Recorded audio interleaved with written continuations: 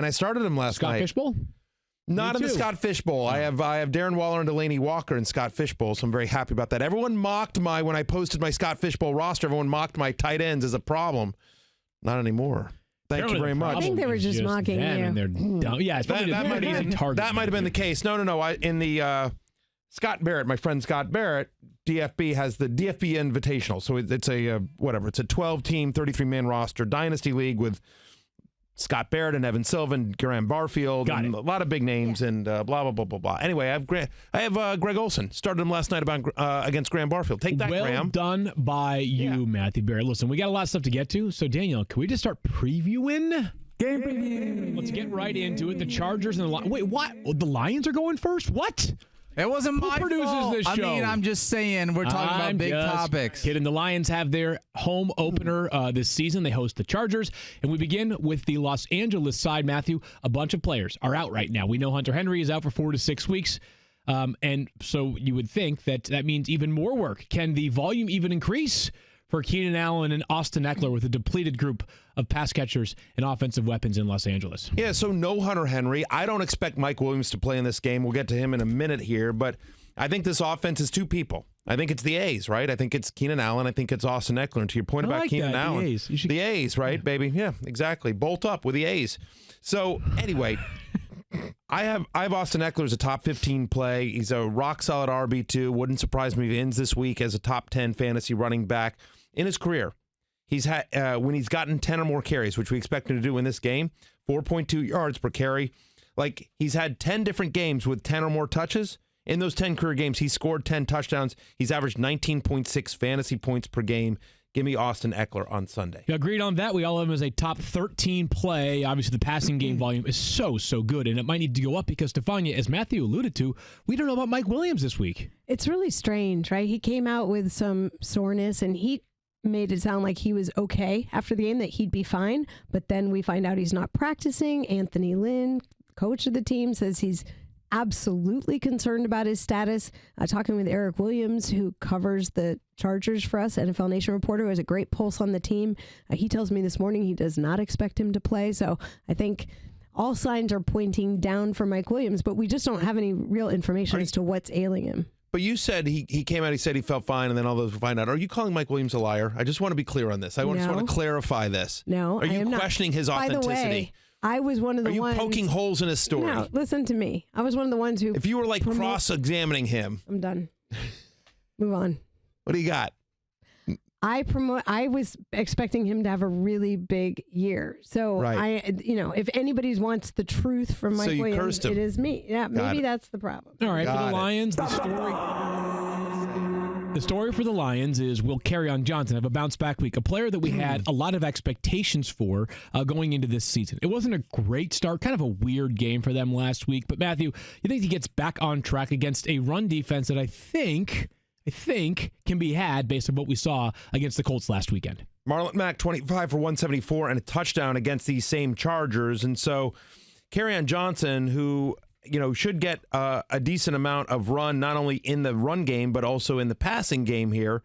Right? I mean, think about this, right? Chargers last year allowed the 4th highest completion percentage to opposing running backs, right? The Colts didn't try that much, but they did complete all 4 passes they tried against the Chargers in week 1. So Johnson, who ran 17 routes last week, should be involved in the passing game here in a big way. I am slightly outside the top 20 here because my concern is, does he get into the end zone? We saw a little bit more C.J. Anderson last week than I would have wanted. As somebody who has Kerryon Johnson, you think about the Chargers again. Last year allowed just 1 touchdown run of more than 5 years. They tied the Bears for the fewest 5 yards. Sorry. So honestly, it's unlikely that we see a long run for a touchdown. For him to score, it's going to have to be a close in. It's going to be a close in one. And just do they give that to C.J. Anderson? So my concern with Kerryon Johnson isn't workload. I think he gets a heavy workload here. I think he's a viable RB2. My concern is, does he get into the end zone? I'm going to ask and answer my own question here. Is T.J. Hawkinson a must start after his big debut? The answer is yes, and here's why.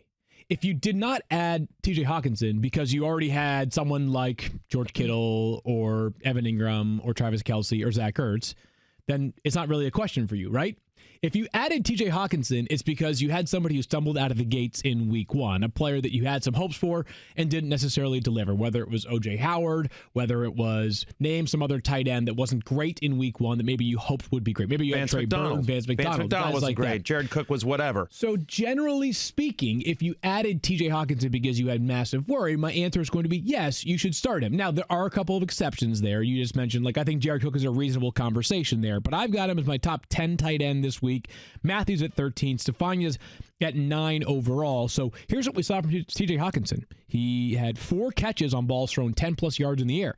Like, he's a big play threat already, and perhaps the most feared pass catcher already on this Lions passing attack. Yeah, I'm not sure I'm ready to go just there. Like, as you mentioned, I have him just outside my top 10. Like, I like Hawkinson. I believe in him long term. I know they want to use him between the 20s. Look, this is the guy that was the second best tight end in fantasy last week. Here's my concern a little bit. First off, I think this game is much slower paced than what we saw in week 1, especially from the Lions, right? The Lions, that was a game that went into overtime. I think both teams actually want to play at a methodical pace, right? In 2018, the Chargers were the slowest operating offense. They were even slower in week 1. Lions, a bottom 10 pace play last season, and they were moving pretty slow before Kyler Murray in the fourth quarter got that going, and then they sort of had to speed it up here. So I think the Chargers are usually pretty good against the tight end. Again, last year. No Derwin James. Yeah. No Derwin James. I understand that. It hurts. So like I said, I'm at 13. Yeah. But I'm just saying, there are other guys that you could potentially have. I have Delaney Walker ahead of him, Mark Andrews, Vance McDonald. I have all those guys ahead of him. You know what I mean? So, do I believe in TJ Hawkinson? Of course I do. But I would not use the term must start. All right, let's get moving to the Browns and the Jets. A game, of course, being played for those that are still healthy and well enough to be there, right here on ESPN.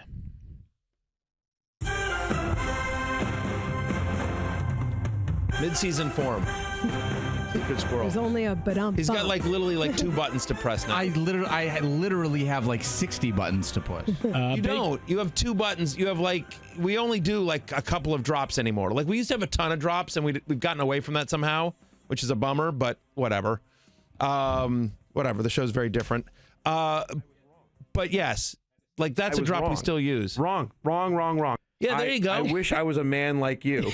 I am a girly boy. Perfect. So, Baker Mayfield and the Browns traveled to New York in a game that I am calling a must-win. Baker was disastrous in week 1, 3 interceptions, 2 of them returned for a touchdown. Should Baker Mayfield... Winston-esque. Very Winston-esque. That was very Jameis-esque of him. Well said, Matthew. Yeah. Does Baker Mayfield crack He didn't get nearly as much grief as Winston. You know what I mean? Yeah. I mean, look, they took it on the chin this past week. I think the thing with Baker is that no one played well for Cleveland. This is true. A lot of there were a lot of people to blame. And it's not a 5-year stretch of him turning the ball over multiple times. Stephania she's accurate. True. She's just speaking facts. Yeah. How about Baker Mayfield, though? Let's keep the focus there. Does Baker Mayfield crack your top 10 and going against a Jets defense that its cornerback group razor thin as well? Yeah, I think he's borderline. He's sort of right there. Look, we know he's really good when he throws deep, right? From week 9 on last season, he led the NFL in both touchdown passes and touchdown percentage when blitzed as well. I think this is important because we know Greg Williams loves to bring pressure. Jets blitzed at 32% of the time in 2018. That was the 6th highest rate. Last week, 31%.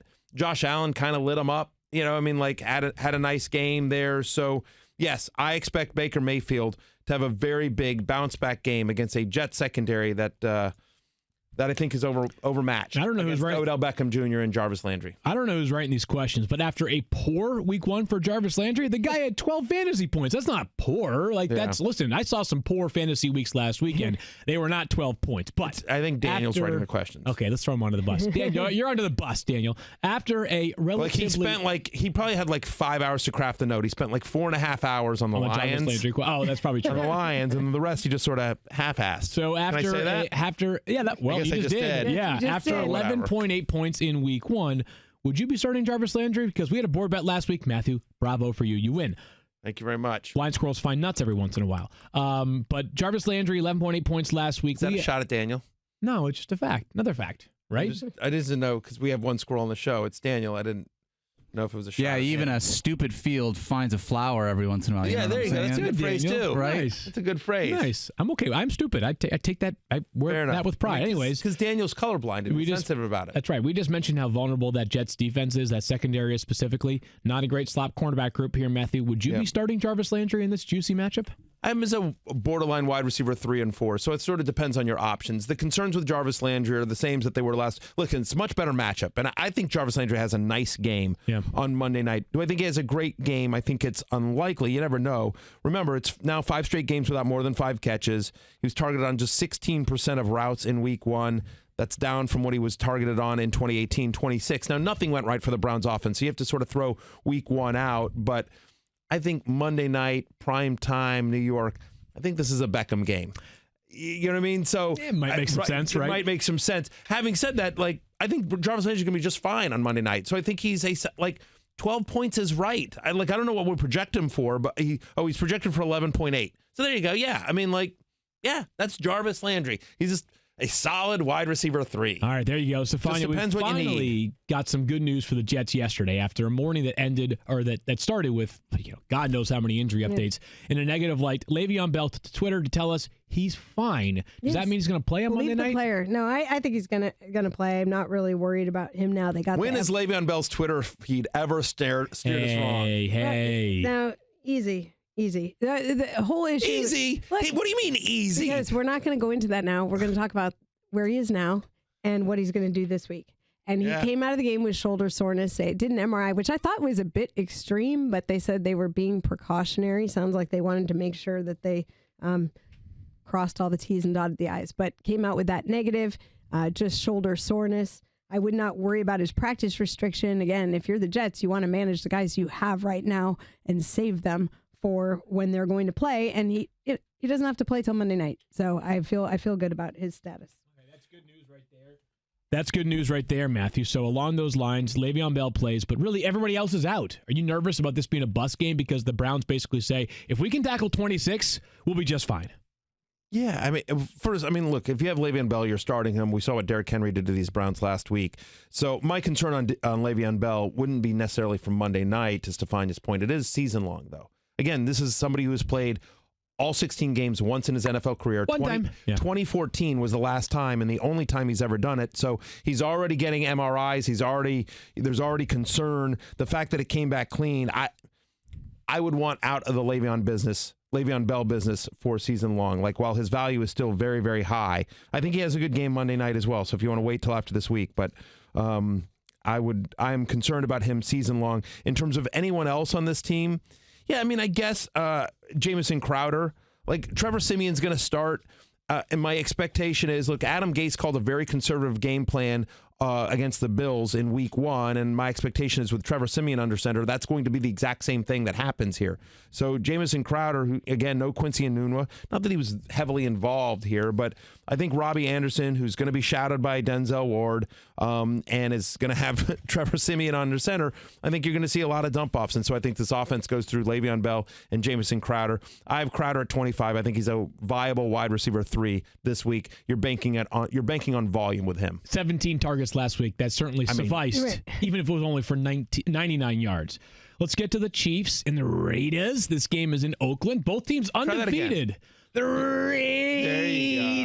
There you go, Boomer. Nice. All right. Both teams undefeated here. Let's begin with the Chiefs in the backfield split. Matthew, I think most people would have guessed that neither Chief would make either your love or hate list this week, because we saw both of them were productive last week. Neither one of them was dominant, but you love yourself some Damien Williams this week. I just think everyone's bailing on. He made the others receiving votes, but I think everyone's just sort of really panicking because LaShawn McCoy had a nice game.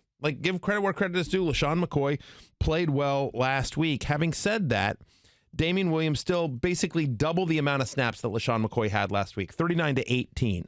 Okay, he's now had 5 catches or more in 5 of his past 6 games. Right, and then you think about this matchup with the Raiders. Andy Reid, as head coach of the Chiefs, has played the Raiders 12 times. Okay. He has a rushing touchdown in 10 of those 12 games. He himself? Yes, him personally. That would be That's impressive. correct. He's athletic. And 17 total rushing scores that the Chiefs have had against Oakland in those games. And so here's a guy that's going to be on the field for about at least half the snaps.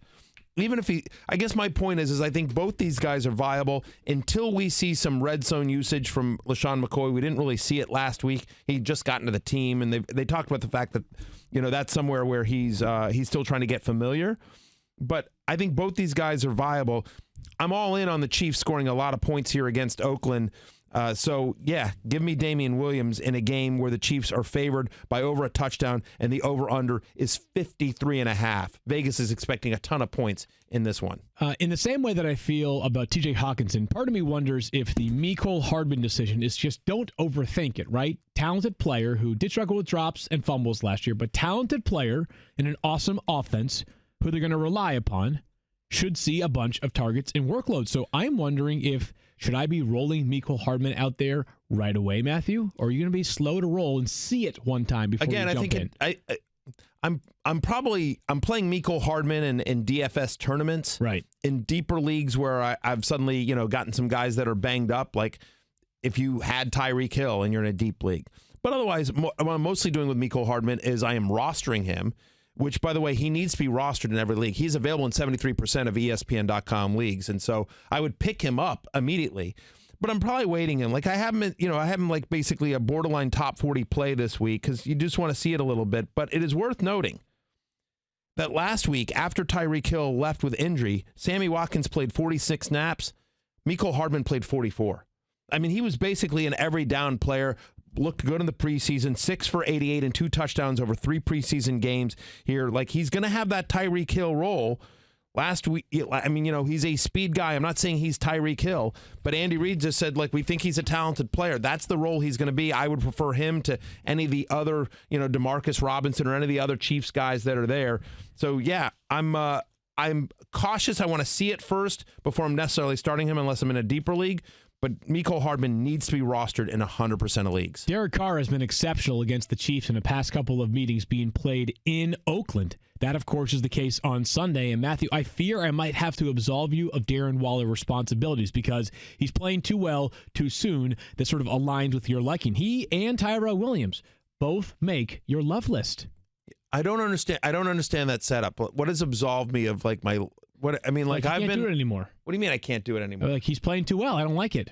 You're too good. He's too good. I mean, Waller the baller. Like I've been on this guy since since our combine show, right? So a lot of people out there trying to take victory laps on Darren Waller, and listen. And it was really Matthew and I first at the combine. I'm just saying. I mean, we had Greg Olsen. Like credit to it just shows you why people are like, oh, why do I pay attention to the offseason? I'll tell you why. Because if you listen to our combine show where we interviewed Greg Olsen, the Oakland Raiders offensive coordinator, you would have heard him talk about Darren Waller, talk him up. And so we've been on him ever since. He was the 7th best tight end in fantasy last week, 30% target share. He played every snap.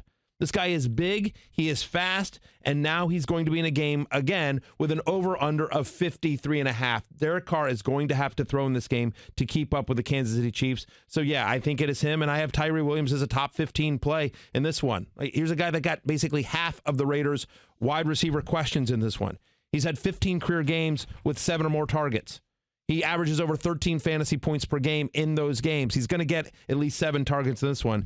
Give me both Waller and Williams against the Chiefs. I mentioned Derek Carr could be a value in daily fantasy, which is why week 1 is in the books, but DraftKings isn't finished celebrating with some huge fantasy football contest. For week 2 of the fantasy football season, DraftKings, huge. Thank you. For week 2 of the fantasy football season, DraftKings, the leader in one-day fantasy football, is giving new users a free shot at over $1.5 million in prizes with your first deposit when you visit DraftKings.com/FFF. Draft your lineup and feel the sweats like never before. Every run, throw, and catch means more with the DraftKings lineup on the line. It's simple. Just draft your lineup, stay under the salary cap, and see how your team stacks up against the competition. Plus, all new and existing users can get a deposit bonus up to $500. That's some extra cash to play with this fantasy football season. Nothing adds to the sweat of watching the game quite like having a shot at over $1.5 million in prizes. Head to DraftKings.com/FFF right now. For a limited time, all new and existing users can get a deposit bonus up to $500. Plus, new users who sign up at DraftKings.com/FFF will get a free shot at over $1.5 million in prizes with your first deposit. That's DraftKings.com/FFF for all new and existing users to claim your special offer. Only at DraftKings. Minimum $5 deposit required. Deposit bonus requires a 25 times playthrough. Eligibility restrictions apply. See DraftKings.com for details. Moving now to Eagles at Falcons Sunday Night Football. This game is being played in Atlanta. Looking forward to this one. But Matthew, if I have the Eagles running backs, I'm a little bit nervous. Where do you net out with the split backfield and the expectations for those players based off what we saw in Week 1? A little nervous, but I will tell you, I'm on board with Myles Sanders. Okay. I think this is going to be the last week that you can buy low on Myles Sanders. Interesting. Right? So listen, I have him as a top 30 play. So he's a flex play. There's obviously some concern because you think about how the snap sort of netted out last week against the Redskins. 36 for Sanders, Sproles 20, Howard 16. So, Sproles and Howard basically combined played the same number of snaps as Sanders. So if you think about it from that standpoint, it's a little bit running back by committee. But here's a guy that had a touchdown called back, Myles Sanders, because of a holding penalty, I believe, on J.J. Arcega-Whiteside, right? Had a chance at getting into the end zone again. It was tackled a little short of it. And here's, in essence, you've got Darren Sproles, of course, who's an interesting sort of cheap DFS play. But the Falcons give up receptions to running backs. They have the most in the NFL each of the last 4 seasons. So Myles Sanders, who's kind of the pass-catching running back here, obviously Sproles is, but who is more versatile, I should say, than Jordan Howard. Let's leave it at that. Myles Sanders is more versatile than Jordan Howard in a game that, again, should be one of the highest scoring of the week. The over-under is 51. I think Myles Sanders has a nice game here.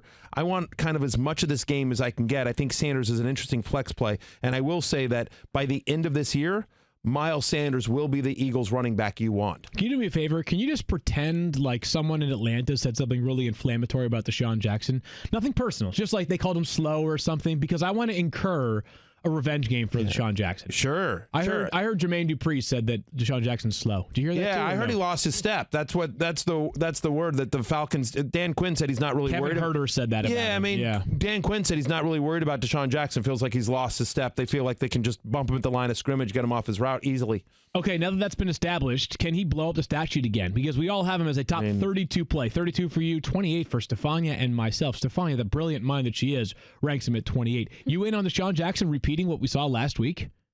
Again, it's an over-under. We've heard throughout the preseason about the connection between Carson Wentz and DeSean Jackson. We certainly saw it in Week 1 against my Redskins. So, yeah, listen, it's on the turf here. Last year, Atlanta allowed 11 different deep touchdown passes. That was tied for 5th most in the NFL. You can throw deep on the Falcons, and I think you're going to have to. So, look, he's not going to sneak up on Atlanta. They're obviously going to be aware of him, and that's one of the reasons why we were so high on Carson Wentz coming into the season field is that if you take DeSean Jackson out of it, you still got Alshon Jeffrey, you still got Zach Ertz and Dallas Goedert, you still got Myles Sanders or Sproles or Howard out of the backfield, you still got Nelson Aguilar, J.J. Arcega-Whiteside, who's a nice rookie. There's so many weapons here. So it's a little boomer bust here with DeSean Jackson. I have him just outside my top 30. Remember, since the beginning of 2017, DeSean Jackson has had consecutive 15-point games only once. He's very boomer bust. But I feel like early in the season with Carson Wentz, I think more boom than bust. I think he's a very viable, little risky, but a viable wide receiver 3 this week. Moving along here to Devonta Freeman, who last week had sort of a stumble out of the gates moment, right? He gets his volume. His volume is down. Wasn't great. But Stephania, you're pretty confident here. You got him as a top 12 play this week. Matthew down at 22. The projections do like Devonta Freeman, though. Yeah, I like Devonta Freeman. I just think the whole Atlanta Falcons offense was out of sync last week. That's another situation where you could say nobody really played well. And Devonta Freeman is their guy. They got rid of Tevin Coleman. The plan was to use him more, and there's no reason that he does not exceed what he did last week. I like Devonta Freeman this week. All right, I think if he falls forward, he exceeds what he did last week, right? I think if he just literally trips and falls through the line for 2 yards. We've talked about some of the Eagles' defensive issues. C.J. Mosley also potentially not playing in that. Oh, Jets, yeah. No, Malik Jackson, right? Malik Jackson with the foot injury. He's on IR now, yes. So big part of their defensive line. He's now on injured reserve is Malik Jackson. bottom line here for this is a gut check. Part of the reason why I'm optimistic about the Falcons is simple. It's anecdotal. I get it, but they dribbled out their leg last week, right? Are they going to do it twice in a row? It's not what I thought you were going to say. Wet the bed? No, they can do that too, maybe. That's allowed, though. I thought it was a word that started with the word S. Yeah. That's what you were going to say. Yeah, me too. No, well, they might have done that too. Anyways, my point is this. This is a team that has all the offensive artillery you need. They should be better offensively. If they do not win on Sunday night, or at least play a very competitive game that includes a lot of scoring, the seat is going to get very warm for a lot of people in Atlanta on the roster. Like, it's going to be a topic of conversation. They got to bounce back this week. Can I, if I can offer just one sort of counterpoint here, all that makes sense, and I agree. And like, if we're sitting here on Monday morning and Devonta Freeman's had 2 touchdowns in a monster game, would not shock me at all. I mean, again, talented player, talented offense. They need to get right. Again, high-scoring offense and a high-scoring game that we expect. My only concern here is, like, I sort of have my eyebrow raised a little bit here. Like, he played one less snap than Ito Smith, and I understand that game got away from them. I get it. Game got away from them last week. I hear you, but when I think about what the Redskins did last week, Case Keenum threw for almost 400 yards against this Eagles secondary. And Malik Jackson's a loss. There's no question about it. But I feel like Matt Ryan has a huge game. I think Julio and Calvin Ridley have a huge game. I have Austin Hooper as a top 10 play. I feel like the way Atlanta attacks the Eagles is through the air. And so my concern is that I still think even without Malik Jackson, it's a nice front 7 for the Eagles. Sure. And so that's my concern here is that I think the Falcons have a big game, a bounce-back game here, but my concern is that it's not with Devonta Freeman in a big way, that it's the passing game. Sure, listen. But Freeman's, a good pass-catching running back, so they could use him here, but we've seen his usage trend down, and that's a concern for me. Nowhere to go, I suppose, but down for Lamar Jackson after 5 touchdowns in week 1, but maybe you could repeat it. The Cardinals go to Baltimore. It's a tough trip to make all the way across the country to have to play the Ravens, who, of course, traditionally very good at home. Are you fading Kyler Murray in week 2? I mean, this Ravens defense, go ahead. I know it was the Dolphins, but they smothered them. They were tenacious. Yeah, I'm nervous about Kyler Murray here. Look, I love Kyler Murray for the season, for his career. Right. I think this is a special player. I think this is going to be a fantasy-friendly offense. I'm all in on Kyler Murray for the season. I am nervous about him this week. You think about that Ravens defense. Last year, they played 4 games against the top 3 fantasy quarterbacks, right? 4 different games against Patrick Mahomes, Matt Ryan, and Ben Roethlisberger's. Yeah. Those 3 quarterbacks averaged just 17 fantasy points per game against Baltimore. That was a 28% dip from their 2018 average. Such a different defense, though. It's like the entire group's been remade. Yeah, I know. Mosley's gone. Aaron Weddle's gone. Zadarius Smith is gone. Terrell Suggs is gone. They've rebuilt Young's it. on IR. 100%. Jimmy Smith's out right now. Like I don't know. My reliance is less about last year. It's more about the Cardinals can't protect anybody. They still can't protect Kyler. Yep. He had no rushing value last week. That is literally correct. Had 2 rushes, 3 rushes max? Through 3 quarters last week, he had 1.4 fantasy points. It was ugly. That's what I'm worried about, is that as great as it was, that it can be suffocating on the road. If things don't pick up right, like they did in the 4th quarter last week, then it could just be one tough day of sledding for Kyler. But especially because, by the way, if the Ravens get up big, which we think they will, we think Lamar Jackson, that Ravens offense, is going to have their way with that depleted secondary of the Cardinals. So then all of a sudden you become one-dimensional on offense, right? And so, yeah, I mean, listen, we can talk about the fact that the Ravens have a completely different defense. It's still a good defense, I believe. I think they did a nice job. I think they did a nice job of sort of replenishing, if you will. And so we can talk about the different players if you want. The fact remains that's still a defense that I think is pretty good. Look, I know it's the Dolphins. They did what they did. A good defense did what you should do against a bad offense. They completely smothered them. So we'll find out later when they play some more real competition if the Ravens defense is for real. But I like them this week. I certainly like them this week at home against the Cardinals, and I think it's going to be tough sledding for Kyler Murray. Conversely, I mean, yeah, you're starting Lamar Jackson. If you're asking yourself, should I start Lamar Jackson if he threw 5 touchdown passes last week? Yeah, and here's what I would say, is where a lot of quarterbacks that did not run the football last week have my attention. Lamar Jackson, I think, was really a game script thing. Is that like they did not need to run Lamar Jackson whatsoever. The Ravens have shown, and they have made it very clear, there is a willingness for Lamar Jackson to run the football. Sure. So I don't expect him to have 5 touchdown passes this week, but I also expect him to have. But I wouldn't be surprised if he does. I wouldn't be surprised, but I also wouldn't be surprised if he had 15 rushing attempts and 2 touchdown passes this week. So I think Lamar Jackson, for all of us, a clear-cut must start this week. It'll be interesting to see because last year, look, when you can't defend anyone, right? And again, that secondary is so depleted, as we've talked about for a couple of weeks now, that what do you try to do? You blitz. You try to get to the quarterback before he can throw it. When you know if he's going to throw it, he completes it, right? So last year, Cardinals, highest blitz rate in the NFL, right? Over 37%. They blitzed more than anyone. Week 1, they blitzed almost 48% of the time. It was the 5th highest rate in the NFL. Like Lamar Jackson, when he's blitzed last week, 9 for 10, 137 yards, 4 touchdowns. I mean, like, you can try to blitz him, but I don't think that works. May not be the trick. It's not going to be the trick against Lamar Jackson. We all have him as basically a top 5 play this week. But the pass catchers here, quickly to put a pin in this game, Matthew, people are intrigued by Hollywood Brown. He had 148 yards and 2 touchdowns. People play fantasy football emotionally. I believe that Hollywood Brown will be started in a significant number of leagues this week because you see the stat line. But is that a prudent move to make? That one's a hard call to make because I get it, right? I mean, like the guy played 14 snaps. He had 14 snaps. I mean, that's not a lot. Well, like the question is like, so tell me the Ravens pass catcher I trust the most this week. It's Mark Andrews. Mark Andrews would be the Ravens pass catcher I trust the most. Okay, like again, since Lamar Jackson took over as a starter last season, and they were run heavy towards the end for most of last year, but still, since Lamar Jackson took over as the starting quarterback of the Baltimore Ravens, Mark Andrews 5th in receiving yards among all tight ends. You know, like obviously had a huge game last week as well. It's a little 3-headed monster at tight end for the Ravens because you see some Nick Boyle and Hayden Hurst there as well. But when Mark Andrews is out there, they're throwing, he's running routes, they're looking for him. So Mark Andrews I have as a top 10 play this week. So he's the Ravens pass catcher I trust the most. I think Hollywood Brown is, if I was starting a Ravens wide receiver, that'd be the guy. Like, no question. We think Lamar Jackson has a big game here, but it wouldn't shock me if Miles Boykin or Willie Snead, you know, there's going to be some Mark Andrews catches balls here. Like, you know, Justice Hill catches a swing pass and runs 80 yards. So I'm nervous. I'm not saying he is a must start.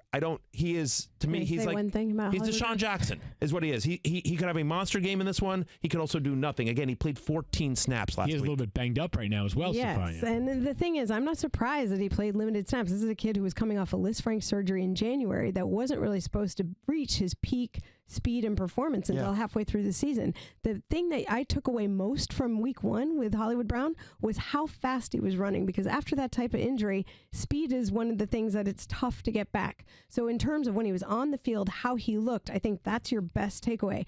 This week, he's on the injury report as limited, not because of his foot, but because of his hip. Yeah. So if you've got something else going on with a kid who recently had surgery, I would just say I don't necessarily expect those snap counts to go up.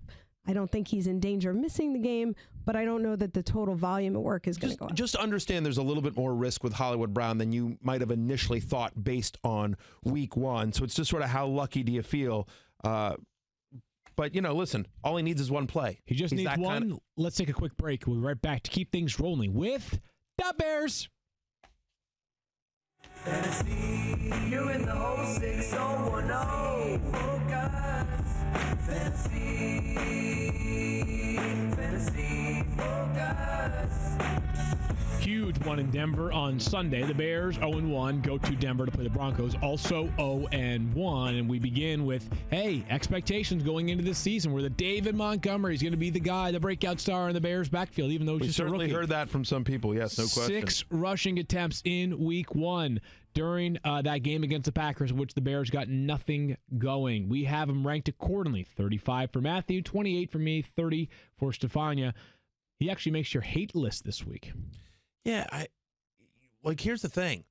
Tariq Cohen is a slot receiver now. We've talked about this, right? Yes, I mean, so, and yet even with Tariq Cohen removed from the running back by committee, he still he still played the third less snaps. I mean, so among the fewest snaps, David fewest Montgomery. snaps. Yep. Tariq Cohen played 46. Mike Davis played 38. David Montgomery played 23. So the Broncos, listen, Josh Jacobs had a couple of touchdowns, which is nice, but Broncos still allowed, at the end of the day, the Broncos allowed just 3.5 yards per carry in week 1. David Montgomery, the Bears had 15 rushing attempts in week 1. David Montgomery got 6 of them. And then you also think about Denver at home in this one with their head coach, Vic Fangio. And if ever there was a guy that understands how to defeat Matt Nagy, how to get into Mitchell Trubisky's head, how to stop this offense, it's Vic Fangio, who, as the defense coordinator of the Bears last year, saw this offense every week in practice, every day in practice.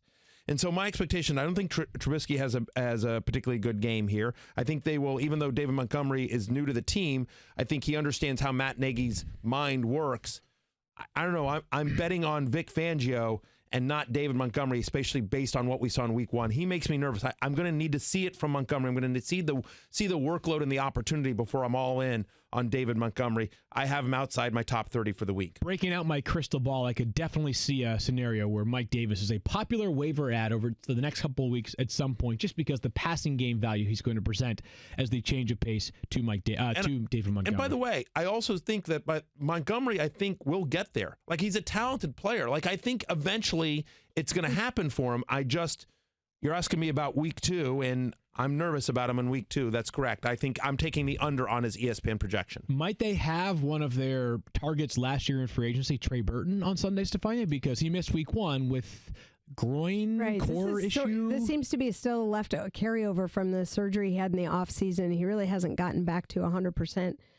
He obviously didn't play last Thursday night in the opener, has been limited in practice so far this week. He kind of presented a cryptic message to reporters earlier this week when he says he's day-to-day, hoping he'll be available Sunday. Some days are good, other days are absolutely not good. That kind of back and forth does not inspire a lot of confidence. Even if he were suddenly to become active, I'd be staying away from him until we had proof that he could be out there and make it through a full game. And right now, I don't think it's appearing likely that he'll even play. Right. They claimed the tight end off of waivers this week from the Redskins, stolen from your Redskins. That's ridiculous. Tells you kind of where. If it's a guy that can't make the Redskins, I'm not sure you want him. But yeah, okay, fair enough. Well, the point just being depth could be an issue right now in Chicago, especially if Burton's going to miss time this week again. Absolutely. And by the way, a little bit of a red flag on Tariq Cohen, who ran so many routes last week. But I have to wonder, as Anthony Miller gets healthier, do we see that much usage from Tariq Cohen? So just something to sort of keep an eye on there. Perhaps. Yeah, just interesting to see. The Bears neutralized Aaron Rodgers and the Packers, which I think is a better quarterback and a better group of overall skill players compared to the Broncos. Yeah. Will they do the same to Joe Flacco and the Broncos? And along those lines, is there any Bronco you feel comfortable starting this week? Because if I have the chance, I am sitting any Bronco that I have in my roster. I agree. We got Phillip Lindsay ranked outside the top 30. Do we need to go through these guys? In all seriousness. Seriously. Phillip Lindsay outside the top 30. Fade your Broncos. Emmanuel Sanders outside the top 30 as well. Cortland Sutton outside the top 40. Stay away from the Broncos. That Bears defense is very, very good. The Jaguars and the Texans, this game is being played in Houston. I think there is a chance for some cult hero level stuff going on right now with Gardner Minshew. He's got a mustache. He's goofy. He's eccentric. He's Gardner Minshew the second, even though there is no Gardner Minshew the first. The dude has planted his flag as that quarterback that everybody wants to root for. But his wide receivers are what we care about for fantasy football. Is there a Jaguars wide receiver that you are starting with confidence after 3 of them? Chris Conley, DJ Shark, and of course, Dede Westbrook all had notable games in week 1. So the question you asked me is there a Jaguars wide receiver I'm starting with confidence? Yeah. And so I would say no, there's not a Jaguars wide receiver that I'm starting with confidence. Is there a Jaguars wide receiver that I'm willing to start? And yes, that's Dede Westbrook, who I have at 32 for the week. So, high-end wide receiver 4, low-end wide receiver 3. Look, over his last 5 games, is a guy that's averaging 7.6 targets a game. Texans last year really struggled against the slot, 8th most slot receptions allowed. Having said that, there's one thing to come in to a game where there's no tape on you and you're trailing big and you just got to start throwing, which is what happened with Gardner Minshew against the Chiefs. I'm a little more concerned against the Texans here on the road. I want to see it first. And again, we're in a week 2 where you're probably not stuck starting whoever you like. It's not a bye week, right? There's plentiful options out there. So yeah, I mean, if I had to start one, Dede Westbrook would be the guy. Oh, so I feel but I need to see it with DJ Shark and Chris Conley as We well. all have Dede Westbrook ranked as a wide receiver 4. DJ Shark and Chris Conley are dart throws right now, depending on your confidence. One more log in the fire for Dede Westbrook. You mentioned the Texans and their struggles against the slot. They cut their starting slot cornerback this week, Aaron Colvin, who He got burned bad last week. Tough week for Aaron Colvin, who now is looking for work elsewhere. For the Texans, we love DeSean Watson. Hope he stays upright. But I think the question really is, what do you do with his backfield? Because although Duke Johnson did play nearly double the snaps of Carlos Hyde last week, 39-20, Hyde actually ran pretty well. He actually had the greatest percentage of his carries last week, went for 5 or more yards. I believe the minimum was 10 carries in that statistic. So when he got his opportunities, he ran hard. He even invoked the Zeke, which is, they're both Ohio State football running backs, the feed Carlos Hyde. I feel like feed Zeke rolls off the tongue a little bit better than feed Carlos Hyde. I mean, in fairness, Carlos Hyde now has 11 straight games without a touchdown. And so it's a little bit like, you're on your 5th team in 3 years, dude. Like, maybe not. It's a little different than the guy that just got paid $90 million. Totally. A I would little say different. this is like a little different category. I still believe in Duke Johnson more if I have to, because I think this is one of those backfields where there actually might be a lot of people that roster both of them. I also think that Carlos Hyde looked better than I expected him to last week, and it's at least possible that in the right game script, he could fall into the end zone twice and have 75 rushing yards in a given week, right? And I'm not sure looking at our rankings there I'm looking at our rankings there on the screen for those that are watching on Twitter or Facebook or YouTube, our ESPN YouTube channel or the ESPN app. Many of the places that you can get us live every day, 10 a.m. Eastern. But I have him at 43. I'm the highest among all of us, so I'm amazed that there are weeks where that could be the case. But it's the Jaguars who are very good defensively, despite what they showed last week against Kansas City. I would agree here. So Duke Johnson, who ran 18 routes last week to Carlos Hyde 7. I agree with you, Field. Carlos Hyde looked a lot better than I expected and roster worthy, but in a game in which my expectation is that they're going to have to throw to move the ball, and especially when you think about how good the corners are for Jacksonville, you could see some dump-offs to Duke Johnson.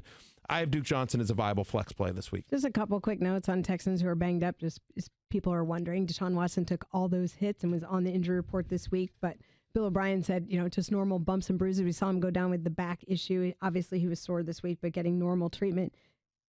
DeAndre Hopkins on the injury report because of his ribs. But remember, this guy who played all 16 games because they managed him well. So when you see him limited in practice, don't automatically worry. They do that to get him to Sundays. And then Kiki Cutie, full participant. There's a chance that we see him for his debut this week. Who knows? But just something to be aware of. All right, Colts and Titans. This game is being played in Tennessee. The Titans are kind of riding high right now after that big win over the Browns in Week 1. T.Y. Hilton was like, I don't go irrelevant because Andrew Luck retired. He's my best friend, but maybe his new best friend is Jacoby Brissett, Matthew. Can he give you a repeat performance after a 2-tutty performance in Week 1? Kenny, of course he can. He's T.Y. Hilton. He's one of the most talented wide receivers in the NFL. He's a guy that, has a chance to take it to the house anytime he touches the ball. Can he? Yes. Do I think he will? I think it's unlikely. I would lean more towards unlikely than likely in this one. He's played 14 career games against the Titans.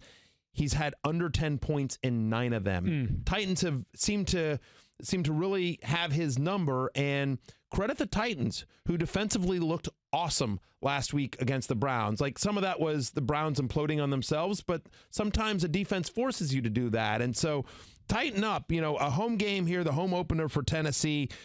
I think he is a low-end wide receiver, too, this week. They went more run-heavy than I thought, and especially on the road at Tennessee, I think you see more of that. It seemed like they wanted Jacoby Brissett in kind of game manager mode. So they didn't really take a lot of deep shots. They ran heavily. They ran with Marlon Mack a lot, and that's what I think you see here in terms of T.Y. Hilton. I don't know that you see amazing volume here. Look, again, when they throw, he's going to be the number one option, so there's always a chance. But so I have him, again, like as a low end at wide receiver 2 this week. So quick thing on T.Y. Hilton for me. 4 games, what it would take. 4 consistent games, not 2 touchdown games, but like 4 games with 70 or more receiving yards or a touchdown from T.Y. Hilton for me to get to the point where I say, I don't even fret. Like, if I have another option, I am still playing T.Y. Hilton. I'm not sure it's going to take 4 games for me to get that far up to speed with Derrick Henry because he looked great last week. looked awesome. He really ran did. over, around, through, even caught the ball against the Browns. We all have him as a top 15 play, Matthew. I mean, is he set it and forget at this point, or is he, like, at least for this week, you have to play Derrick Henry, right? have I mean, to. if you have him, maybe you got him as a value because people were a little bit nervous in the preseason. But I would think, generally speaking, he's got to crank your. I'm still not your 100% convinced on Derrick Henry for the season. He'll have a couple of ugly weeks, right? But he looked awesome. And again, this is, we talked about this. One of the concerns with Derrick Henry is he is not really used in the passing game, despite the 70-yard receiving touchdown he had last week, which is sort of nutty. But in games in which the Titans are losing last year, in games in which the Titans lost last year, he averages 7 fantasy points. But when they're winning and they're grinding it out, Derrick Henry's awesome. Titans are a 3-point favorite at this game. They expect to be winning and or at least competitive in this game. I think Derrick Henry gets a heavy workload here, and he's a nice play in week 2. Quietly important game for me is the Seahawks going to Pittsburgh. If the Seahawks win this game, they go to 2-0 with a great road win. The Steelers lose 0-2. Watch out there. But let's begin in Seattle. Big game for Pittsburgh. This is similar to Atlanta. This is a look in the mirror, gut check kind of game. It's 4 teams. Pittsburgh, Atlanta, Chicago, Cleveland must win in week 2, or else there's going to be some serious questions come Monday morning. DK Metcalf. And my Redskins, of course. Super Bowl, potential Super Bowl candidates. My Redskins. They don't want to go to 0-2. I'm going to ask you about DK Metcalf in a week, about in a bit, about whether you trust him after a nice week 1. But this ties into Tyler Lockett, Stephania.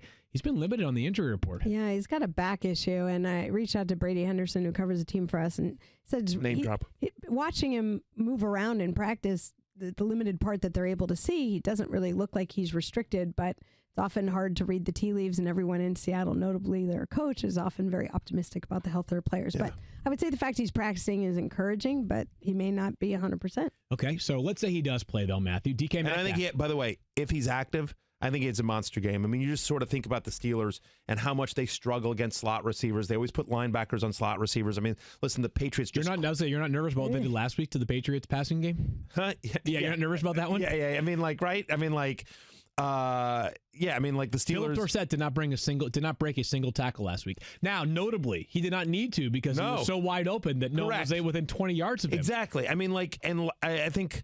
Thursday, Kyle, what was the stat on slot receivers? Where did the Steelers rank last year? It was something like they give it the most slot receptions, or top 5 or something like that. They're brutal. I mean, we always start your slot receivers against the Pittsburgh Steelers here. So Tyler Lockett, who should have a huge game here, especially because, by the way, I'm high on the Steelers. Like, I think the Steelers offense has a really good game here. I mean, Andy Dalton threw for 400 yards against the Seahawks defense. I mean, again, I think this is a high-scoring game here. The over-under is at 46.5, and I actually think that's low. I would probably take the over on that. But I'll just say, so I think it's a high-scoring game. I think Seattle's going to have to throw against Pittsburgh, and so when they throw, they're going to throw to Tyler Lockett. So love me some Tyler Lockett, again, assuming he is active in this one. All right, so how about Big Ben then? So Big Ben, after a bad road opener, goes back home where he is very, very comfortable. Do you trust Big Ben? And by extension, Matthew, how about Vance McDonald? That point, just real quickly, before we get into Big Ben, because I know you mentioned DK Metcalf, so anyone who's listening is like, hey, he promised DK Metcalf.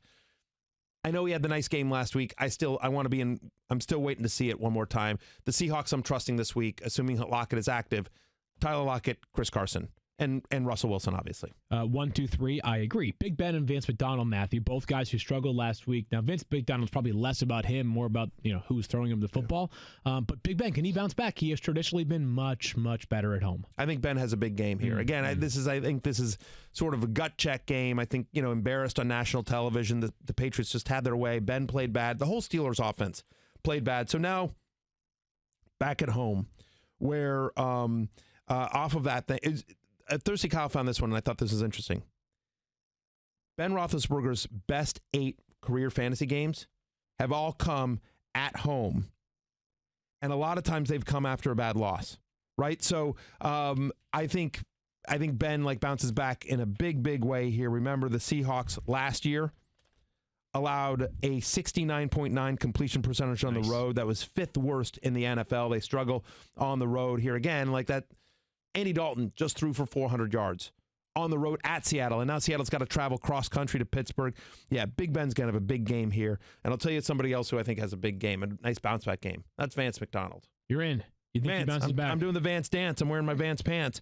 Look, again, Dalton, you think about what Dalton did last week against the Seahawks. He completed 9 of 10 passes, 93 yards against the Seahawks. So that was Tyler Eifert and C.J. Uzomah combined. But Vance McDonald, who was specifically targeted, I felt like by Bill Belichick, like they tried to take him out and he didn't do anything until junk time. I think Vance McDonald has a nice bounce back game here. I expect him to be very much a part of what the Steelers do against Seattle. Vikings and Packers. This game is in Green Bay. Nice spot here for Green Bay after a big win on the road in Chicago. 10 days off after that to get ready for this game against Minnesota. It's weird. You drafted Aaron Rodgers with high expectations, and yet a second straight week, Matthew, where I'm advising people, and you are too, bench Aaron Rodgers? He made the hate list, which is weird for me, but like Mike Zimmer seems to have his number, right? So under 20 points in 8 of his last 9 games against the Vikings. 4 of the last 5 healthy matchups against the Vikings. Remember, he got hurt, like, when he missed time with his shoulder, that was against the Vikings. But 4 of his last 5 healthy matchups against Minnesota, he's thrown 1 touchdown pass or fewer. Right.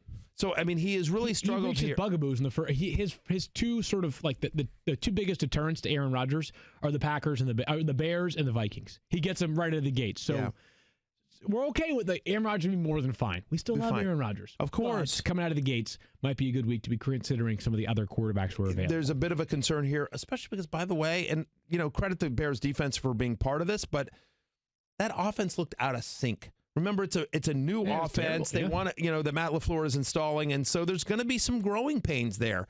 And they also, by the way, it feels like, at least if what we've heard out of the preseason and what we saw in the first game is an indication, they want to run a little bit more.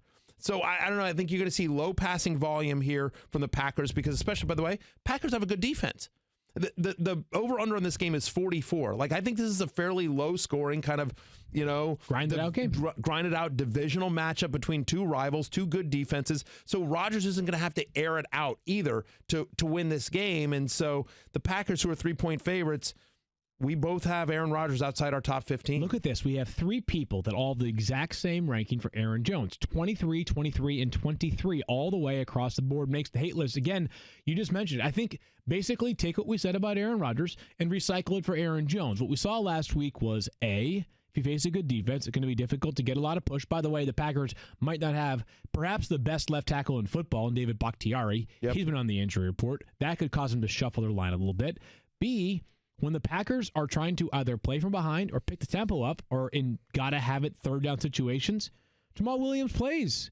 It's just difficult right now, game script-wise, to envision a day where Aaron Jones goes for 25 touches, 130 yards, touchdown or no touchdown. I think that this would be a week where, he's a flex option for us only, even though we all like the ability of Aaron Jones. Free Aaron Jones. Free him. Free Aaron Jones. They're also not using him in the passing game. That's what, weird. Yeah. I mean, free Aaron Jones. One more thing. Stephon Diggs, obviously part of his performance last week was a function of the offense, but people were nervous because he went in questionable with the hamstring off the injury report. Good news there for Stephon Diggs. We get to the 49ers and Bengals. Some of us have Diggs in the War Room League and faced Chris Godwin last night and need Stephon Diggs to have a big game. Diggsy! I'm already down. I'm already down in the War Room. 49ers at Bengals. This game is being played in Cincinnati. Stephania, of course, no Tevin Coleman. That's tough. No, he's going to be out with this high ankle sprain for multiple weeks. So I think this week is a good litmus test of how they're going to divvy up the work with their running backs. We have Matt Breida here. He's obviously the one that we're looking at as the starter, but I still think it's going to be a split workload. I think he had 15 carries last week. Didn't get a lot out of them all, but I think Matt Breida is still going to be the number one guy, but Raheem Mostert, there'll be plenty of him. And you might see some Jeffrey Wilson Jr. We'll see if he gets promoted to the active roster by Saturday at 4 p.m. Eastern time. Matthew, weirdly, there's a 49er that makes the love list, a running back, and it's not Matt Breida. You actually, am I reading this correctly? Raheem Mostert makes your love list? Well, listen. Other receiving votes? He made others receiving votes. Like, he's projected for 6.7 points. And in essence, what love and hate is about, and I always say this, it's basically, I take our ESPN projections, which are done by Mike Clay, and he does a great job. So it's a little bit in a weird way. It's kind of me versus Mike in the sense that, I'm looking at all the projections that Mike makes, and I'm basically saying, like, here's one where I think he's off. You know what I mean? And and it's nothing against Mike, obviously. He's got to project everyone, and I'm sort of cherry-picking guys that I like. But he projected Raheem Mostert for 6.7 points. I'm taking the over here because I think this is much more of a split. I don't think they want Matt Breida to carry the load. This is a guy that left the game last week with an injury. We've seen this so many times with Breida. Like, he's running great. He gets banged up. He leaves the game. Like, I think this is a split, and you just heard Stephania, who covers who follows the 49ers, obviously, insanely closely and knows them very, very well. So, yeah, Raheem Mostert, who, has a decent matchup here against the Cincinnati Bengals. I think it's a heavy workload for both these guys here on the road at Cincinnati.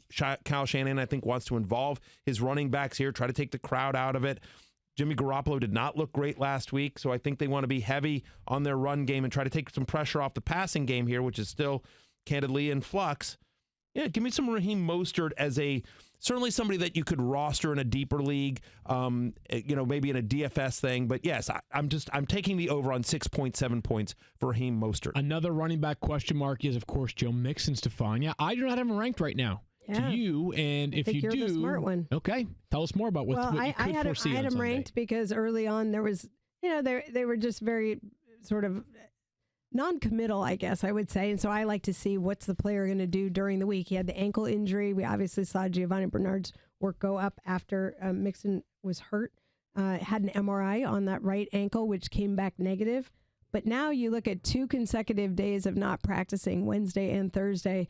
That's certainly not encouraging going into the weekend. And here's my point. Even if when you see a guy with this kind of injury who's a running back, even if he were to do, let's say, limited work today, and he's not going to be 100% on the weekend. He's not going to get the bulk of the work. Why would they have brought Giovanni Bernard in and given him the extension if they didn't expect him to pick up the slack when they needed to? It's week 2.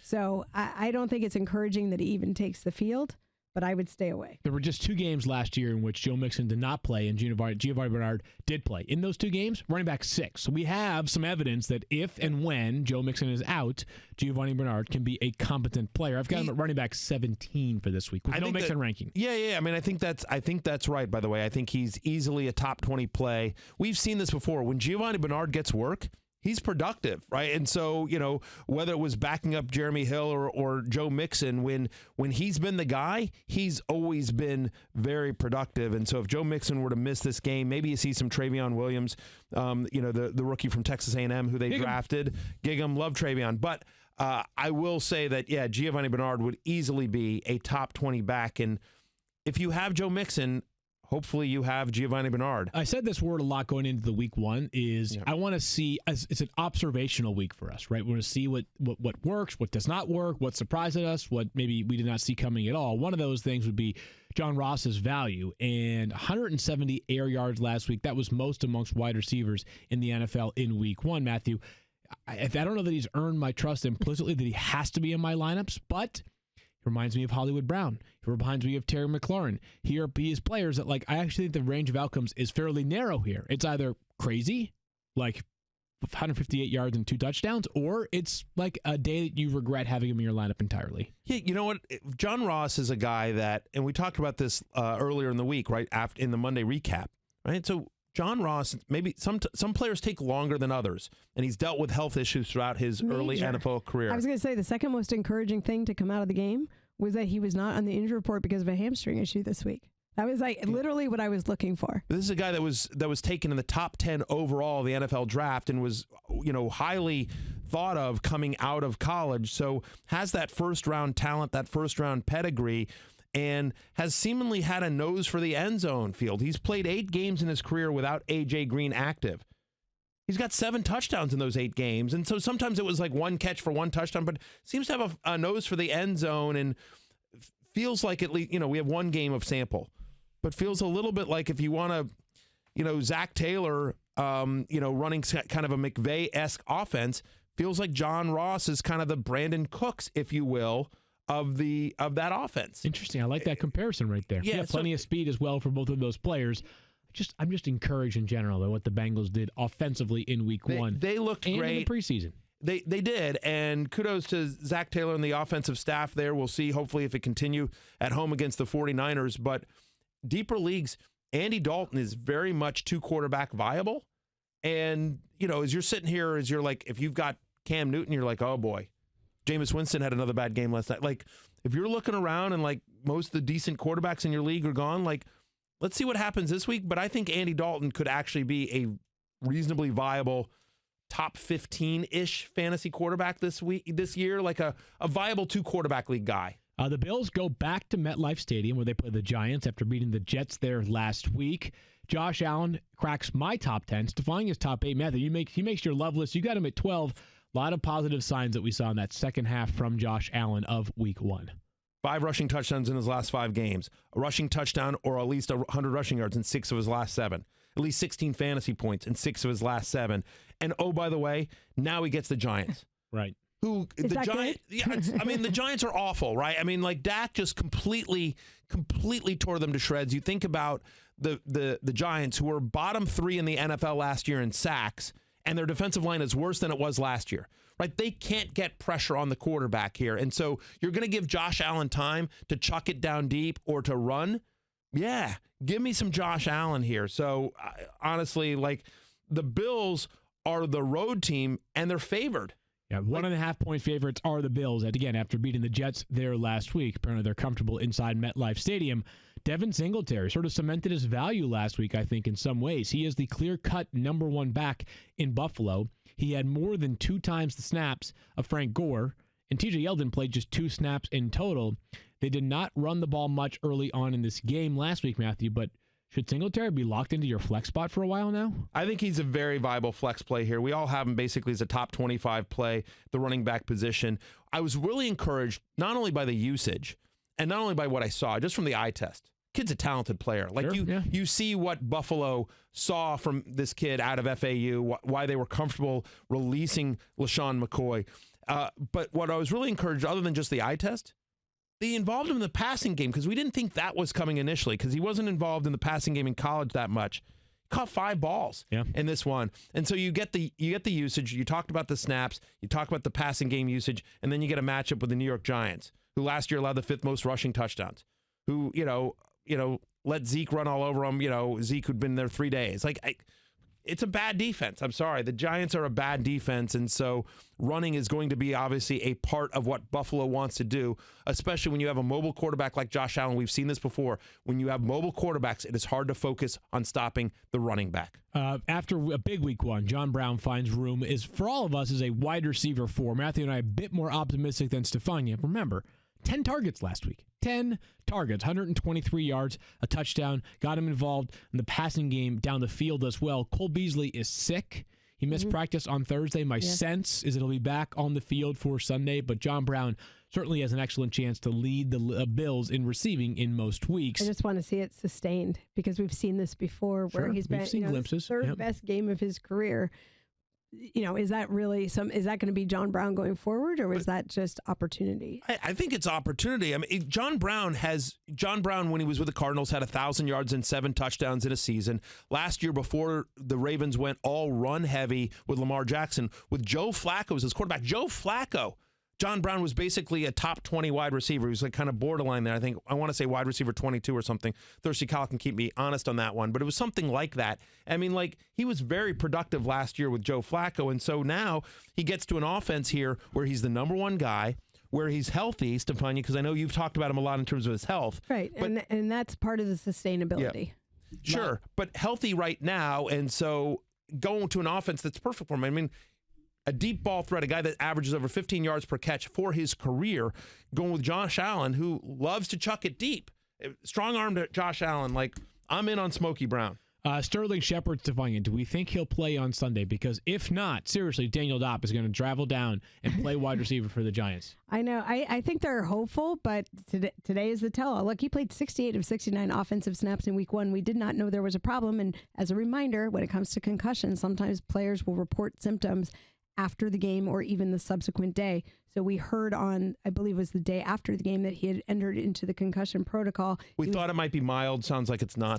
Stop your nonsense. He was jogging on Wednesday. He worked on the side field on Thursday. And those are parts of the normal progression as you're moving through the protocol. So if he gets out in the practice field, even if it's limited, if there's enough that they can have him cleared by the independent neurotrauma consultant, then potentially he's available. But today will be a big day. Low-end flex consideration for us if Shepard does play. If if he doesn't, what's the over/under on targets for Evan Ingram? I tweeted yesterday it's 47. I think Right. you said your My model. model said my model pushed out 53, but it's somewhere in there. You've had a couple of faults in your model so far this It's season, so it can't be as trusted as much as mine can. The Cowboys play the Redskins in By the way, DC though, on my Sunday. memory mine pretty good. Thirsty Kyle throws up on the screen. Wide receiver 22, so I got that right. John Brown was wide receiver 22 last year with Joe Flacco in terms of total points. Cowboys at Redskins. This game is being played in D.C. Michael Gallup had a massive week. 7 catches, 158 yards last week for the Cowboys. 40, 40, and 42 are our ranks for Michael Gallup. Are we too low on him? Do you remember when? Do you remember sometimes like I feel like you've seen this in I want to say it was Blazing Saddles, but it's you've seen it a lot like when or maybe Monty Python where you put two coconuts together to indicate somebody galloping. Makes it sound like a horse galloping. Yeah. What if Michael Gallup came out with like two coconuts? Like he just walked in, just like That's a good little idea for his touchdown dance. I like or that. something like that, or just like that he is galloping. Maybe he Is that what gallops it as a looks like? touchdown pass. It's really something like when you're unfortunate for doing the people watching when you're on doing video. the coconuts. But that, yeah. Mhm. I was going to say, it doesn't work quite It's as well like when you just this. pound your hands together. All right, there you go. That Yeah, worked. that's That was the good. rhythm. Yeah. That was good right there. That was good. You need to do. Yeah, but how would three. coconuts even get there? Great question. He'd Okay. hide them under the Fans in the like stands. Joe Horn with a cell phone. He would hide them under the thing, and then he'd pull them out, and then Yeah, I was Little thinking an more- African swallow would bring it, but obviously. Right. That's another way That's to do another it. option as That's well. another way to do Are we it. too low on him, though, Matthew? We've got him as I like wide the idea of the receiver 40 NFL's this Hunger week. Games, though. What? Are we too low on Michael Gallup at wide receiver 40? We might be. We absolutely might be. I mean, like, Redskins, as anyone who has DeSean Jackson knows, Redskins certainly struggle against the deep ball here. Dak looked awesome. Like, as a Redskins fan, I hate to admit it, but Dak looks awesome. Kellen Moore, called a great game there. Dak and Amari Cooper, unbelievable, right? I mean, so Michael Gallup, who has had a touchdown or at least 7 or more targets in 6 of his past 7. Again, 7 catches for under 9 yards through 6 weeks last season. Week 1, 7 for 158. I mean, Michael Gallup was all that in a bag of chips. I have We a might board bet be- I want to propose. Yeah, what do you got? Okay, so this actually does not, it goes against my rankings, but I feel like playing with fire right now. Michael Gallup, Terry McLaurin, both in this game this week. Yeah. I've got McLaurin ranked ahead of Michael Gallup. You have McLaurin ranked quite a bit ahead of Michael Gallup. But YOLO, I say Michael Gallup has more fantasy points than Terry McLaurin in week 2. I really like Mike Gallup this week, but I will take that bet. I say Terry McLaurin has more fantasy points than Michael Gallup. Put it on the board. Put it on the board. Put it on the board. There we go. Pretty good right there. Adrian Peterson, Chris Thompson, figured to be very accurate. Thirsty Kyle, just by the way, I mentioned NFL Hunger Games. You think Field Yates would win it? No, I think Field wins the board bet. Field wouldn't do bad in the Hunger Games either, though. I think Field would not do well at all. Not do well. Yeah. Field would be immediately one of the first people. You don't to think be he's killed. too smart for that? He would wake up after the first day and he'd be like, my shirt is wrinkly. What do I do, guys? I don't know what to See, do. but then he turns Right. full port. And then he's waiting for one of the birds to bring him an iron and a Right. Tide stick. He's trying Yeah. to pick Aaron all the Donald. leaves and Aaron sticks Donald and would win make them right? all into a nice little thing for his bed, and then you don't think he could get some alliance and sweet talk people and have the whole team on his Field, are you saying Kyle if you're saying didn't a see Hunger Games of movies. NFL players, of actual NFL players, Aaron Donald's right up there. I would agree with that. But if you're telling me NFL media. if you're NFL media or ESPN media, right? Then I mean you're killed immediately. Because you're good looking and young, and we'd be like, oh, he's a threat. I would last forever. Because people are like, Harmless? that guy, they're like harmless. That guy can't survive in the wilderness. He's going to die by eating the wrong berry or First of something all, I like that. just That wanna- guy's going to get eaten by a bear. He can't outrun one of those animals. Stop it. So, I would just last forever because, I would, No, you no wouldn't one last would. forever at anything. Oh, my God. By the way, I just want kidding me? I just want to point out that Kyle does not watch movies.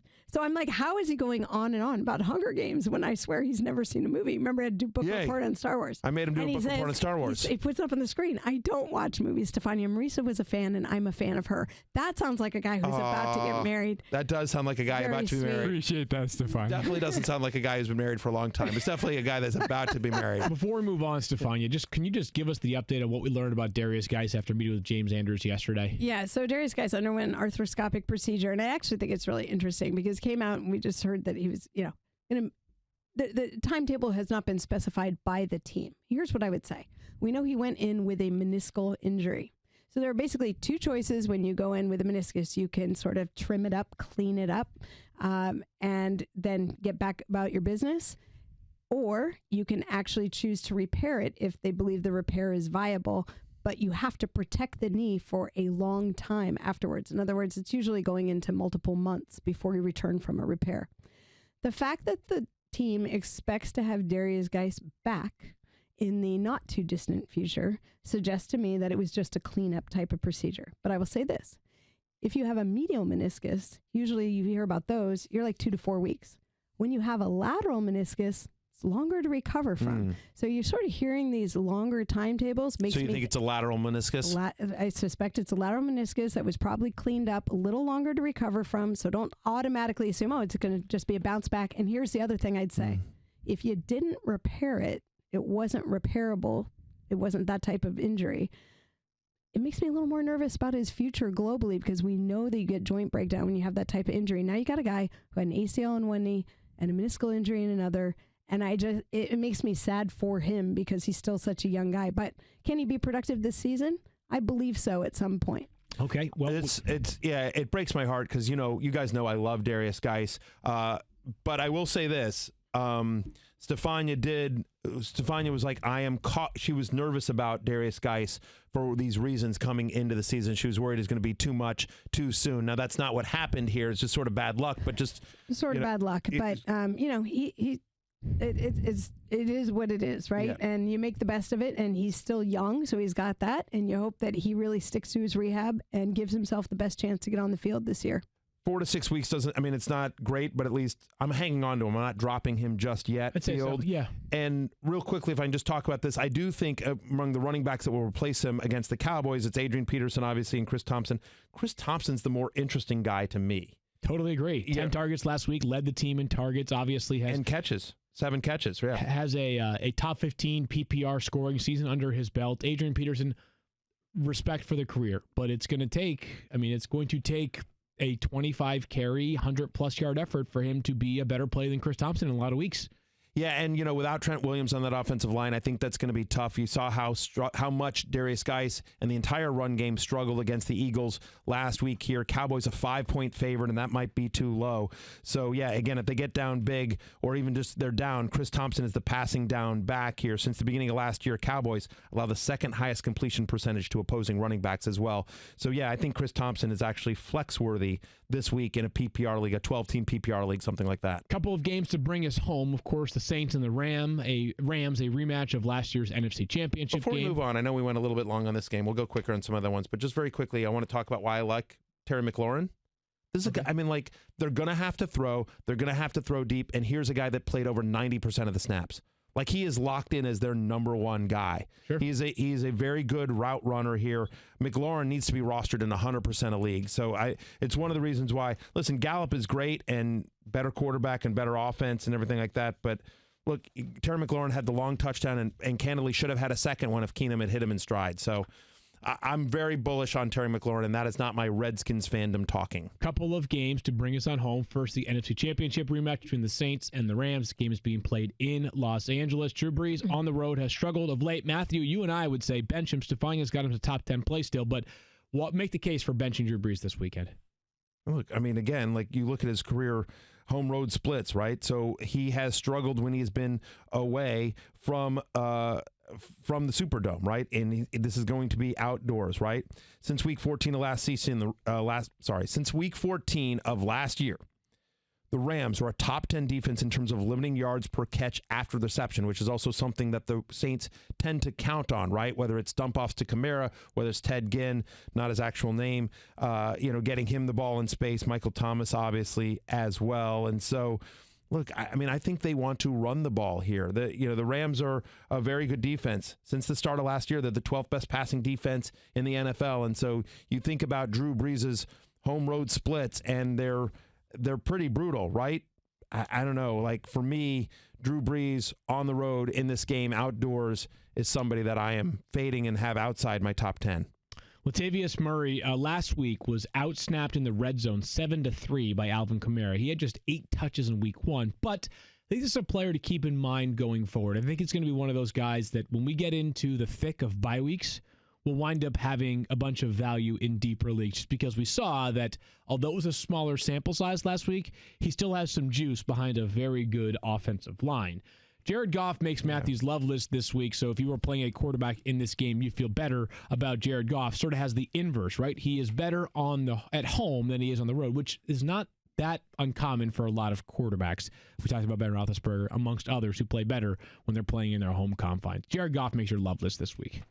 Last season at home, he was the number one quarterback in fantasy. Okay, so in home games, Goff actually averaged more yards per attempt, had a higher touchdown rate, had a lower interception rate, and threw deep more often than Patrick Mahomes. Just to give you an idea of how good he is when he has been at home. Again, going up against the Saints, we expect this to be a high-scoring game. The over-under opened at 53.5 points, and so Jared Goff, I feel like at home gets back on track. This is going to be a little bit of a track meet here, which I know that you're like, well, you just said you don't like Drew Brees here. I think it's a big Kamara game, and I think it's a big Latavius Murray on the New Orleans side of the ball here. But I like Brandon Cooks to get back involved here as well. Again, we saw what Deshaun Watson did last week against the Saints. Like, you can throw deep on New Orleans, which is one of the reasons why I think you see a bounce back from Brandon Cooks. Todd Gurley, I think, again, a player of the week to watch. He was fine last week. 97 rushing yards is fine. He did not find the end zone. Malcolm Brown found it twice, but 51-19 was the snap differential. Todd Gurley at 51, 19 for Malcolm Brown. Last week, though, in the red zone, it was 6 for Malcolm Brown, 3 for Todd Gurley. I was just going to say, Lindsay Theory has been on this from the beginning, and she talked about this at our Fantasy Summit, but talking to her at training camp and watching, if you look at what she's been reporting, obviously she covers the Rams for us, and I saw it. I was only in camp for 2 days, but I saw this exact simulation play out in terms of what they were doing in practice. And it was Malcolm Brown in the red zone over and over again. And I feel like this is actually playing out the way that they took it through the summer. Sean McVay, in talking after the game this week, sort of said that they're going to continue with the similar plan. I mean, he's very much talking up Todd Gurley and how great he thought he looked. And to me, Todd Gurley had moments, especially later, when he looked good running the ball, and that's what we expected. But he still has to be on the field in the situations where there's an opportunity for him to score in order to make him as valuable. And I don't necessarily see that changing. He's not right now. Look, I wasn't at Rams camp, and Lindsay Theory does a great job for us. The one thing I will just say, though, is if you sort of look at this, Malcolm Brown handled all of the running back work for 3 of the 11 drives the Rams had on Sunday. Gurley got 15 of the 16 running back touches on the other 8 drives. So you look at what Malcolm Brown did in terms of his touchdowns. Cam Newton fumbled. They get the ball at the 10-yard line. The Rams get the ball. Malcolm Brown comes in. They score on that play. Then the other one that they score, the other drive that they go down and score on a touchdown was a Malcolm Brown drive. When Todd Gurley was in the game and the drive that Todd Gurley was in and they went down and drove and scored, they threw for a touchdown pass. And so my belief, and I can be wrong on this, right? And I do think Malcolm Brown's a good runner in space, and I do think they like him, down near the goal line. They trust him down there. But I do believe that I think it was sort of bad luck or good luck, depending on whether you're a Brown guy or a Gurley guy, that in essence, basically, when they got in close, it happened to be a Malcolm Brown drive. That I believe it was just sort of fluky that Malcolm Brown was in the game when it called for a running thing. I will say this. Maybe I'm dead wrong on this. I think Todd Gurley gets in the end zone this week. I'm not saying he won't. I'm not saying he's going to be removed every time. I just said that the way this was set up shouldn't have come as a total surprise. Okay, let's move along to the... But I mean, people are freaking out about whether Todd Gurley is going to be pulled at the goal line all the time. And what I'm saying is, no, this is what I think happens. This is just pure speculation, but based on what we saw in week 1.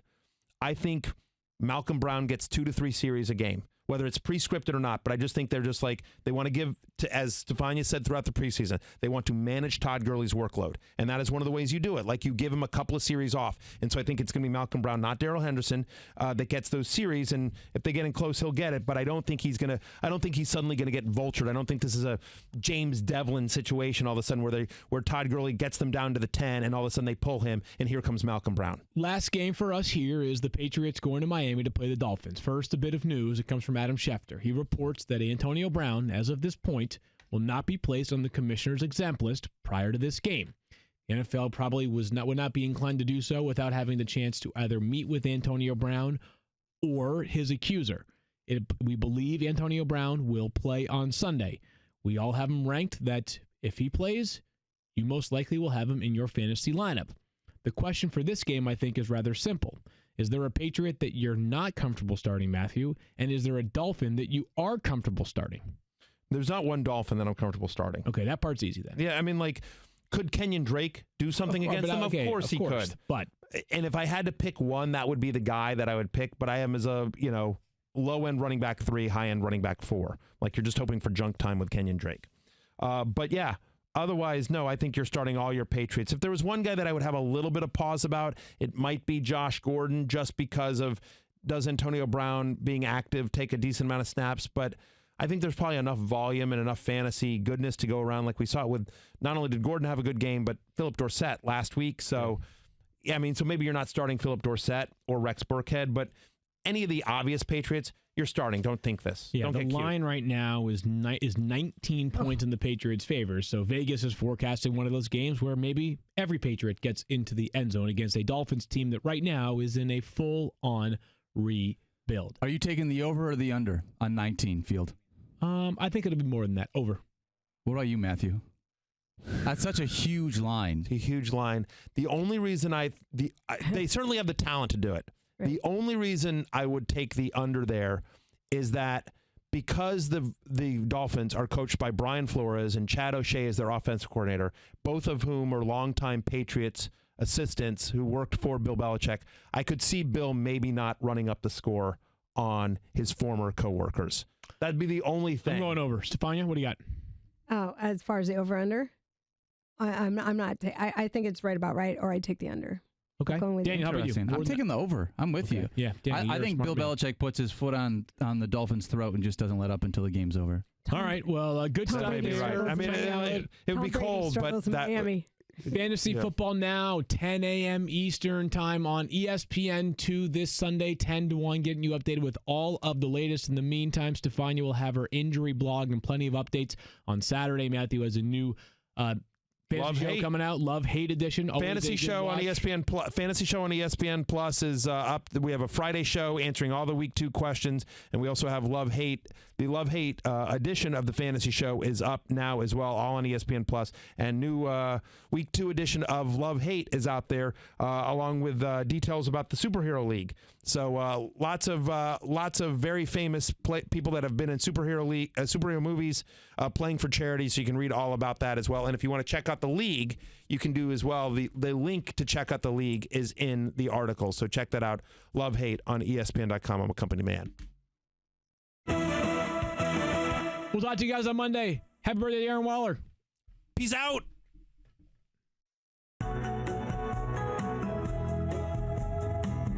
He's a fantasy guru in a boat on an island, going full Hainsworth without even trying. Award-winning creations, like his news or noise segment, are reasons we all love the cut of his jib. Country fast and strong, borderling away again in Matthew Berryville.